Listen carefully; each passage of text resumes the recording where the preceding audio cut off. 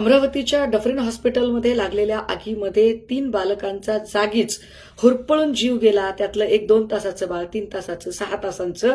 आग का लागली, आगीचं नेमकं कारण काय, कोण जबाबदार, याची सगळी माहिती घेण्यासाठी म्हणून काल मी, आमदार नितीन बापू देशमुख, आमदार गजानन लवटे, आम्ही सगळे लोक गेलो होतो. आणि जेव्हा त्या आगीचं कारण समजून घेतलं तेव्हा ते प्रचंड धक्कादायक होतं. ते आपल्या सगळ्यांच्या सोबत शेअर करावं असं वाटलं.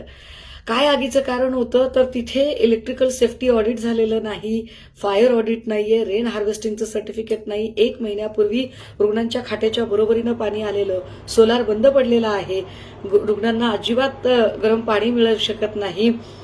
ऑपरेशन थिएटरमधला एसी बंद आहे. ट्रान्सफॉर्मर डीपीसाठी 5 ते 6 स्मरणपत्र देऊनही ट्रान्सफॉर्मर डीपीचं काम अजिबात झालेलं नाही. छत आमच्या समोर अक्षरशः गळून पडला. त्याचे फोटो आम्ही त्यांना दाखवले. पिण्याच्या पाण्याचा ॲक्वा फिल्टर बंद आहे. वर पिण्याच्या पाण्याच्या टाकीमध्ये अक्षरशः आळ्या किडे वळवळत आहेत. इतकी दुरावस्था या हॉस्पिटलची का झाली?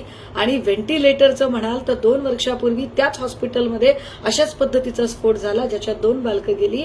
आणि तेव्हाचा जो एक व्हेंटिलेटर वाचला होता, तोच व्हेंटिलेटर आत्ताही वापरला गेला होता. हे फार उल्लेखनीय आहे की एवढी सगळी दुरावस्था असताना हॉस्पिटलला त्याची डागडुजी का झाली नाही, ही सगळी इतकी महत्वाची कामं का केली गेली नाही? तर हॉस्पिटलला निधीच नव्हता. निधी कोण देणार? डीपीडीसी देणार, अर्थात जिल्हा नियोजन आयोग देणार. त्याचा प्रमुख कोण? अर्थात पालकमंत्री. पालकमंत्री कोण? चंद्रशेखर बावनकुळे. बावनकुळेंनी अजिबात 9 कोटीचा निधी इश्यू केला नाही. हे ऑन पेपर CS पवार यांनी कालच्या बैठकीत सांगितलं. तेव्हा जिल्हाधिकारी आणि काटकर नावाचा जो चौकशी समितीचा अध्यक्ष म्हणून नेमलेला अधिकारी, यांच्याशी आम्ही बोलायचा प्रयत्न केला की तुम्ही निधी का दिला नाही, का निधी इश्यू झाला नाही, ही तुमची चूक आहे. तेव्हा जिल्हाधिकारींकडे बोलायला काही उत्तर नव्हतं. मी आपल्याला आत्ता एक धक्कादायक माहिती सांगितली पाहिजे की याच जिल्ह्यामध्ये हनुमानगडी नावाचं एक ठिकाण डेव्हलप करण्यासाठी नवनीत राणाला पालकमंत्री चंद्रशेखर बावनकुळे आणि राज्य सरकारने मिळून 121 कोटी रुपयाचा निधी दिला. लक्षात घ्या, 121 कोटी रुपयाचा निधी एका अशा ठिकाणी दिला जिथे आता अदानीने जमीन विकसित करण्याचं ठरवलेलं आहे. आणि अदानीच्या त्या जमिनीला सोन्याचा भाव यावा म्हणून समृद्धी महामार्गाचा मार्ग वळवून तो महामार्ग या हनुमानगडीवरून नेण्यात आलाय.